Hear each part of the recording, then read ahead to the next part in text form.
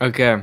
How you doing, man? Banter, pretty good, pretty good. Dude, what was that dog bite? I never told you never told me about the dog bite. Oh yeah, I got bit by a dog delivering on Friday. I was just doing a little delivery and I feel like I've told this story a bajillion times already. I was like I had a big route that day, so I had a ton of packages in my van. Um so I had to like get out of my van to go to like the back to get like some really big packages. Um, Otherwise, I probably wouldn't have even gotten outside of my van in this specific scenario. Mm. So I pull up to this house, and usually there's these dogs that like come up barking. Like there's no fence. It's just like out in the country. They just come out barking up to the van, and I have to stop for them. Usually that's what I have to deal with when I come up to this address. But this particular time, I drove up and there were no dogs, and I was like, well, that's perfect because I have to go get a big box out of the back, so I'm gonna have to get out of the car. And normally I don't get out of the car when those dogs are there because they're I just when they're barking like that, I try They to, just know. I just know. And no, so I grab the box and I actually start walking up to the house, and then there's the owner, and he's actually walking up with two of his dogs, and I go to hand the owner a couple boxes, and dog just goes and bites my thigh, my outer thigh. Oh my Yeah, real good. god. Owner didn't do anything. He didn't say anything. He didn't even say sorry. Nope, nope. At that exact moment, no, he didn't do anything about the dog. And then the dog like walked around behind me and tried to get me again on my right What? side, and I had to like Oh. yell at the dog. It was I felt Stop! I, Stop! Stop! I Stop! felt Stop! horrible, but he freaking at that point he had already bit me once. Um, so yeah, so that happened, and then they like gave me a day off work. They paid for me to be off for a day, and went and got some antibiotics. That's a good excuse, man. Yeah, it's not gonna be good for that guy because dog bites don't usually go over well with Amazon. So who knows Oh, really? who knows if he'll be serviced again? Yeah, by Amazon. Yeah. He's blacklisted Yeah, who knows? Who from knows? Amazon. That's not a decision that I make though, but when stuff like that happens, it's, pretty horrible, Might as well just throw the package right in right? front of his lawn. Throw No, cuz I can get in trouble. We can actually get in trouble for doing that. It's like TSA with the like with the luggage and stuff. It is kind Not of TSA, but like the people who work yeah. chugging the luggages in the plane. Dude, Like every single time I see clips of people just chugging the passengers. yeah, those are horrible.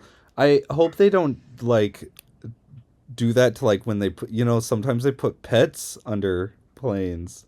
Do you think they know? I think Do they they'll separate know, them? but they prefer. I'm pretty sure you bring the pets on the plane.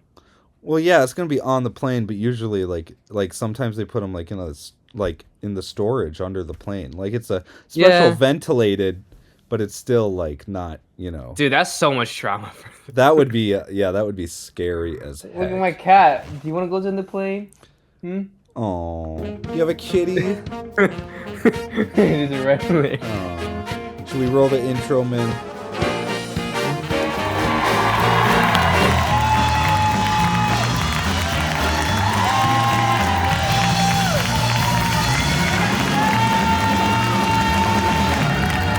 All right, welcome back to Daylight Booming. Welcome back. How you doing, man? Pretty tired. Pretty tired. Yeah, me too. Well, you've been working a lot, filming a lot. Yeah. Yeah, pretty Actually, busy. yeah. We're supposed to announce that me and Siege are working on a movie together. Yes. Both movies. Yes, that's right. You make the announcement if That you're really so okay. excited about it. So me and the Dakota Boys are back at filming our feature length again for the third time. It's called, and then the movie is gonna be called The Alien Diner, and that's it. Ah, wow. See, that's already. See, I didn't even when I was there on the day helping you guys shoot, I didn't even know what it was called. I'm pretty sure like that's every like So the whole thing Like, takes place in the diner, though. mhm. Okay, that makes it a lot more. I understand now because you guys were like, yeah, there's no exterior shots, and I was like, there's no exterior shots, and I started to put No, it together that that's really smart to do the whole film in one place. because we're such a shoestring budget. Well, you do what you got to do. Yeah. Yeah, and that's actually really smart if you ask me, having to do that. Yeah. Yeah, But the second one we're doing, like this is the third one we're doing right now. We're filming the third one, right? That's our most priority. But the second we're doing is just it has multiple locations, but like it's just like a bunch of skits put all into one movie. nice. So Kind it's of a like lot more movie easier. 13. Have you seen that? Yeah. Ye- Or Love Actually. Or Love? I actually haven't seen. No, it's okay. Yeah, yeah. I cried in that movie. Did you? I did. It's such a romantic movie. Oh. Have you seen any movies lately? I was okay. I was about to watch the found footage movie called The Chronicles, but my TV just crashed. But That sucks. I finally got around to watching Mickey 17. is it good? Dude, I loved it. I actually loved it. I thought it was awesome. But why people didn't even not the people, but like why the movie didn't do so well in the box office then? I think I don't know. It was It's it too was a little overhyped. it was a bit overhyped. It was not exactly what maybe I was turned out. expecting too, but I still thought it was a great film. The ending was like the whole movie. I was like, wow, this is pretty crazy. I was like following, pretty closely. I felt pretty heavily developed with the characters, and there's like this moment at the end after everything was done, and it still had me on the edge of my seat, and I realized in that moment how like truly enveloped in the characters' lives I was, and it's just it's good writing if you feel that way. So Prost Bong Joon-ho. yeah, Bong Joon-ho, he's He the wrote guy. he wrote everything in English. That's crazy, even though he's Korean. No. He's I'm pretty sure he wrote the whole thing in Korean and then he just has someone translate it. For definitely. I mean, I love Parasite's one of my favorite films of all time. So Yeah. I'm not surprised. I'm not surprised that this movie was also really good. Oh yeah. Yeah. Have you ended up watching Honora? No, I want to see that so bad. Dude, it's a pretty decent movie. Not gonna lie. Pretty good, didn't it? probably Like one that- sweep pretty- at the Oscars or something. It's Pretty- pretty good movie. It's pretty good movie. Some min approved. No, I'm just kidding. It gave me a min approval, but I think it's such a crazy side. Like two of the like most indiest filmmakers just won Oscars. Yeah, yeah. Like the Super brutal, art like house director for the movies. director, and then Sean Baker with the Nora. I think like Sean Baker he's deep in his craft of like true filmmaking. He does everything. Mm-hmm. That's like the most craziest part. And also, Yeah. he didn't really make much money on like most of his films. No, that's It just- crazy. To like put a ton of effort into a movie and And just to get by, like also like he did, what is it? Not Tangerine, was it The Florida Project with Willem Dafoe the with Florida A24. Project. Yes, wasn't that He didn't- film shot on an iPhone? No, Or am I- Tangerine was shot. Tangerine was shot. Tangerine was shot on an iPhone. That's what it was. And then it got to Sundance. Right. Yeah. But I'm just saying, like, even though he didn't make enough money on these projects and just to get by, then how's the distribution rights work if you try to be successful in film? Yeah, Like, I even just for feel- a person that's already like, seems to be in that position working with, great actors and stuff, landing those roles and stuff for your film to still be scraping by. It's Yeah, crazy. exactly. Yeah. It honestly tells a lot about the state The of the entertainment. industry. Yeah. These, I think, like in the entertainment industry, they're just holding the money as much as they can, even though it's traditionally because Right. now with social media is such more profitable. Right. Yeah. there's only so much that they can really do, and they spend so much on marketing. Also, with the North, they spend like at least 10 or 15 million on marketing. Yeah, like most movies nowadays, they're actually like whatever they spend to make the movie, they take that equal amount and put it into budgeting, which is Yeah, insane. Crazy. So you might as well because double the budget of the film, and that's the true budget. yeah, but like the budget of Nora was like $6 million, and when it got to on Pop d'Or or Festival de Cannes, it got picked up by Neon. Like Neon is such a great And that's the distribution dream. company. Six Yeah, million dollars though, to get a deal for $6 million, and like the I mean, you fingers crossed that then you can get into a pretty a noticeable film festival. yes, I do want to let everybody know I am wearing shorts. I'm not just because this podcast is gonna look weird if I don't mention it either. If you're audio, if you're Six an million audio, dollars. it's not Yeah, that big of a deal. it's not Six crazy. million dollars. I mean, I remember when we were talking to Jack about Slick Trigger. no about Gorilla. Jesus, Oh, I okay. really thought we were gonna. You really had to do it. Okay. Anyways, no, when we were trying to make Gorilla the feature film, and we were trying to raise money for it, Jack had befriended a producer in Hollywood through Which is super crazy. crazy. He befriended him through his mentorship program, and he was Oh, having a conversation with him, and he oh, my hair looks weird, and he said something to the effect of like raising $100,000 is just as easy as raising $200,000. So like, who knows, once you get started, you get it in the right people's hands, word might spread around, you might end up with more money than you thought you needed. yeah. Or some kind of partnership. Yeah. So I Yeah. mean, that is obviously dream scenario for something like that. That's coming from the mouth of the horse. Um, I guess maybe don't call him a horse. That's my that's maybe a little mean. That's so crazy. No, yeah. I mean, fingers crossed. Hopefully, one of these days, someone sees one of your guys's lower budget Oh. films, and gives you a little bit of gives you a big check, a big one of those big checks with a bunch of money on it. Uh, I wouldn't say for mine. Like you saw my first short film. It wasn't the best. Okay, but I'll you're just still put it working out. with the boys. If it's yours, I know if it's exactly. theirs, it's That and Jack says it's that too. Jack says that too. He goes, "It's not my show. It's our show.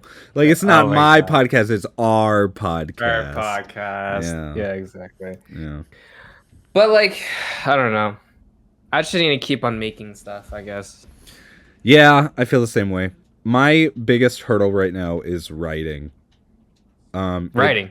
I thought you were Yes. really good at writing in general. I'm great at writing, but it's a hurdle for me because to get started is like my biggest, to like put everything else away Oh, and just get myself to write. I'm like, yeah. yeah, it's hard. And like as many ideas as I bet I'd feel a lot better about myself if I wrote too. Hmm. I don't know if you've heard of this book, but there's this book called The Artist's Way, and I've been getting like a ton of ads about it on TikTok, and I'm like, I'm not going to go out and buy it, but I had a bunch of credits on Audible that I hadn't used, so I got it on Audible and I listened to it, and it's like a 10-week program to like rejuvenate the artist, the creative within you, and I don't know if I'm going to do the actual whole 10 weeks, but listening to it, I still got like a lot of things that I think I can use Hmm.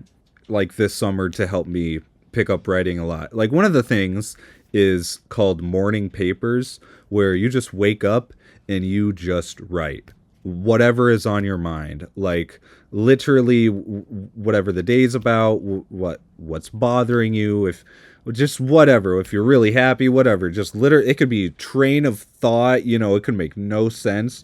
Just doing that much is a good start. I think apparently. that is super. That's crazy to think. Yeah. Just think of something in the morning, just at top of your head. I think it's a Yeah. great practice though to get something out. Yeah. At the very least, like, journaling is another great way to just, like, you just get your thoughts on a page in one way. A morning papers is one way to do it. Journaling is another way to do it. Just at least to start the process of writing, even if it's not what necessarily you want to be writing about, because even though it's something you want to be writing about, we get so scared because what if it's not good? What if it doesn't live up to my standards or somebody else's? So you're scared to start, you know? Oh, Yeah. And that's I honestly just feel my like. biggest thing. Oh, is it? Yeah. I just think, and for mine is that I'm almost like I can need it needs more revision. It's not. This version is not right. So I just keep on developing it, cutting Yeah. it, Yeah. developing it, And that's cutting like a it. great thing to do, but you shouldn't. Something that I found that I had is a big problem for myself is I edit too much while I'm still writing. Oh yeah. Yeah, like I don't just let it come out of me and then boom, first draft. Like no, I like have to write and then be like, "Oh no, that didn't work," or "Oh, that's not as good." Like it is better if you just get it all out and then edit and revise. Like don't write freaking first chapter and then revise it. Finish the book and then fix it. Yeah, exactly. Yeah. Yeah, that's the crazy part. That's I that's think. that's me. That's what I've been running into. What are your thoughts? Yeah, my thoughts is that I think I shouldn't overcomplicate everything. It's like if it's fine for you, just how it is, just roll with it, and then produce it, and then put in pre-production, Yeah. and then eventually put in production. Yeah, I feel myself having that problem. Like I tend to overcomplicate stories and like simple shoots, and I feel Oh like yeah. I get way too in my head about it. Also, like you're like I'm assuming you're to play the character and also directing at the same time. That's gonna be really difficult for you. It is, and but I will say I've been at least trying to talk to Jack a little bit about it because he had a lot of experience directing himself and other people while acting Mm-hmm. in a film. There's your reason to talk about Slick Trigger, because that's what he did for Slick Trigger. Anyways, so I've been. It's a big moment. It is a big wow. We talked about Slick Trigger in the Big trigger. podcast. Finally. Surprise. Okay, no. Anyways, I've been asking him about Slick Trigger and what it was like to direct it himself and act in it at the same time because honestly, for a lot of my shorts this summer, I'm probably not going to have a lot of people to help out. I'm probably going to be in a few of them. Mm-hmm. So, and I mean, like what we were just talking a moment ago, one of the short films that I plan on producing this summer, I am in a pretty prominent role. Like I've casted myself as a pretty prominent role in it, and it's gonna be. I'm I'm faced with a challenge of like this is my vision, and my vision kind of has me in it. But if I want to execute this properly, at some point I have to give away some amount of control to a co-director so then like I'm not so focused on directing and I can be like focused on acting in it too. Mm-hmm. I can't be just stuck in director mode. Otherwise, like my It's not gonna performance go is gonna well. be shit. It's Yeah. yeah. And the Okay, same way let's around. retake. Let's retake. If I'm too focused in the role, nobody's gonna know what they're doing. Nobody's gonna have a good day on set. Nobody's gonna be No. feel like they've been given the proper direction to do what they want to do, or are supposed to do. They're gonna be like, "What the are we doing here?" Yeah. So in a way, by giving myself like it's kind of counterproductive, isn't it? Isn't It it? is. It is kind of counterproductive. It's just you can't like people who can't multitask cannot multitask True, at and I all. do feel like I can multitask a little bit. Like I feel like I've done something to People this who effect can't before. multitask cannot multitask. It really depends. Like if you're director, if you're not on camera, then Hmm. direct. If you're on Right. camera, you have to exclude your directing role and have that co-director or your first AD to See, give but you I guidance. think, see, you would think so, but I've also seen, like, I mean, in many other aspects, like, I've worn multiple hats on set where I might be directing and camera operating, and that's a lot easier of a multitask than, like, directing and acting in it, because, you like, kind of like what you said, that barrier of being behind or in front of the camera does a lot to the psyche when you're trying to multitask. I feel like, and that's a hard thing to get around. Really? I I don't. I would think so, but I've also made just a butt ton of stupid YouTube videos in my life, and most of them were done with like very little direction. And that's literally what we were doing is we'd be like acting in it and like Riffing it. yeah, like and directing it at the same time. So I mean, in a more structured sense, you feel like maybe actually you do good. I mean, I if guess. everything was, structured properly. What a cutie. Okay, I need to know. I need to know the experience. What's it like putting Slick Trigger in theaters?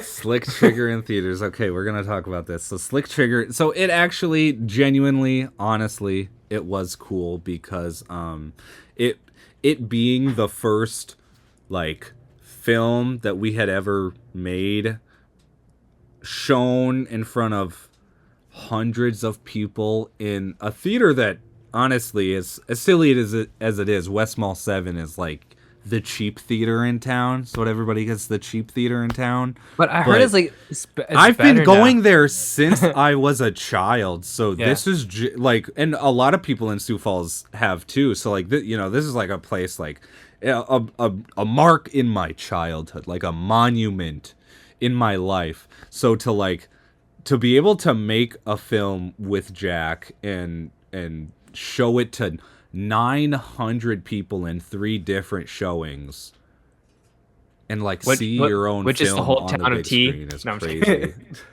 No, no, there's definitely more people. No, definitely more than 1,000 people live in T at this point, I think. But no, it was pretty cool. It's pretty great. Seeing, yeah, that's why like I've done film festivals, but I haven't actually done a film festival and been there when it showed.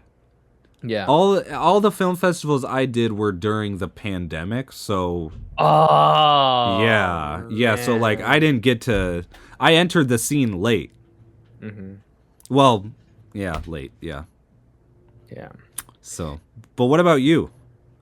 About me, Have you what? done any film festivals? Have you ever seen one of your movies up on a big theater I screen? think one of my short documentaries just gone to a film festival, but it's automatically accepted because I wasn't part of DSU. So it's like it's that Oh, student film festival. But like, sure. um, I've been to like besides going to film festival, I think when I went to LA meet my friend who goes to Chapman University, and then he introduced me to his film friends, and then start doing film connections. I also, like I said, I made so many connections in film over there. It's crazy. Just for Yeah, those about like 2 or 3 days, it's insane. the networking, it's massive. People don't I know. realize how massive it is. And also like many like a lot of people's different backgrounds because I just met one person. He used to be like a child actor for Nickelodeon and then a show Really? on FX. Yeah, Cool. that's like that's super crazy. That's crazy. And they're everywhere. Yeah, You don't expect them. like, I You didn't never expect that. expect You're them. like, oh, you're a child actor for this major TV network for a kid show. Yeah. Yeah. Oh, I could like look up this show on Disney Plus or Hulu or something and find you, you Yeah, know? That's crazy. I think that's super crazy. And then also like the difference of like I'm not giving trash about DSU, but like the amount of like schools that are made for like in the film, like have connections and resources in film. can set up the students like, for success. Yes, so I much. think Yeah. it's like And wow. shutting down a program is not setting it up for success. Yeah. Just gonna put that out there. Just gonna. Yeah. But like Yep. DSU had like the film program did have some decent like connections and stuff. Like, you know, I brought to you guys to Late Night Boomin'. Yeah. Well, to be honest, that was DSU partly for. I mean, just saying yes to it and agreeing it, but none of that would have happened if Jack had the idea of, maybe we should have our own camera crew. Maybe we should like use the knowledge being, seeded and nurtured at our local institutions. That was Jack's thought, and now we've got STI as well. And who knows? We're not part of DSU anymore. Sorry to hear that. Well, that, and again, that wasn't something that we did deliberately. Yeah. That happened naturally because they dropped the program. Yeah, that's true. So, and who knows what other schools we might collab with in the future, if any, possibly. It could be NYU. NYU Film School. Tish. No. Did you end up playing for film school? I never applied for film school. No. Really? No. A lot of people told me that it was a waste, and I didn't really believe them, to be honest. I would have loved. A waste. It's not a waste. It's like look at Chapman. Like there's using their resources to set up students for success, which they did. That's right. It depends on the film school. Yeah. Yeah. Not like if it's like a small film school and like, you know. But even still, I would have loved to do like a film school. That would have been sick. But experience, unfortunately, right now in the field is way more important than academics. You know, that's your true. history and whatever. So for us, I mean, me and Jack, when I say this specifically because we, dropped out of college, we're in a decent enough place because we both have the show, and that the show's making money at least. Show, well, it is making some money, and it's definitely got a lot of I want to say public attention. The fact that people recognize Jack and stuff, and it's out playing in the bars in Sioux Falls. People know about the show, Yeah, at least. Do people come up to you? Are you Cole James Anderson? I've been recognized more than once. Really? This is true. Tell me about it. One time I was at Culver's. This was like 2 years ago. No, maybe it was like 3 years ago. But it was right. It was right after the episode aired. Or no, it would have been 2 years ago. I think it was right after the episode aired where we had like run out of time, and I was like, "Hey, I can fill in this episode with BTS content." And Jack went, "Do it."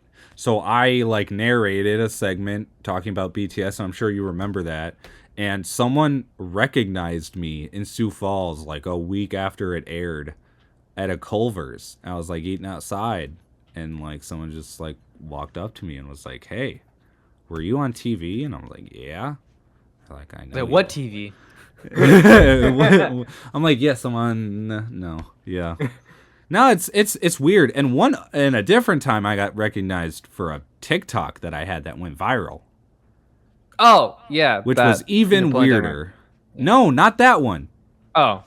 I had a different TikTok that went viral where I was lip syncing some audio and walking through a doorway, and it had a bunch of text information about people were calling this specific shot a dolly zoom, even though it replicated a dolly zoom. The camera wasn't dollying, it was just a zoom, and it was matching. If you walked with the zoom, it would match the frame, so it appears to be a dolly zoom even though it isn't dollying. And I all the text in that just says people call this a dolly zoom. It's not a blah blah blah blah blah and like whatever. And it blew up and people loved it. It's like pinned on my page still. But That's crazy. yeah, and then like again, sometime I don't know how much later after I was at the gas station and the freaking attendant at the gas station was like, "Are you on TikTok?" And I'm like, "Yeah." And they're like, "I think I saw you on TikTok." And they were about my age. Yeah. Yeah. But that was it. Yeah. Do you That's all think that's like happened to me? do you think, Jack like, probably has a Knopf- bunch of stories. Oh, I'm pretty sure he's the face of late night boom. Yeah, he's gotta. Do you think like Reed gets recognized too? I'd hope so. I really hope so. He deserves it. Do you think Knopf will get recognized? Never. I don't think if he ever gets recognized, it'll be for the podcast when he eventually becomes a regular guest. Yeah. Yeah. But Gee. yeah. Are we good on time? Yep. That's it. That's the episode. All right. Awesome. Thanks for watching, guys. Don't forget to watch full episodes of Daylight Boomin'. We're sorry about last week. I'm gonna tell you honestly, we did intentionally miss a week. I needed a break, but we're back on it. We're back in strong. We're gonna hold strong until episode 50. You can follow me at cjo.mp4. Follow minlu.films. And what else? Oh, Late Night Boomin', full episodes on YouTube. Yep. If you're around the ages between 18 to 30 years old and you live in the Sioux Falls area, and you're available on this date that is on the screen right now, we are doing a test run of a new event/show called Boombox. If you're between the ages of 18 to 30 and you're a fun personality and you like to be on camera, or you're okay with being on camera at least, please sign up. It's right there. Yeah. Thank you guys for watching, and we'll see you next week. Say bye, man. Bye.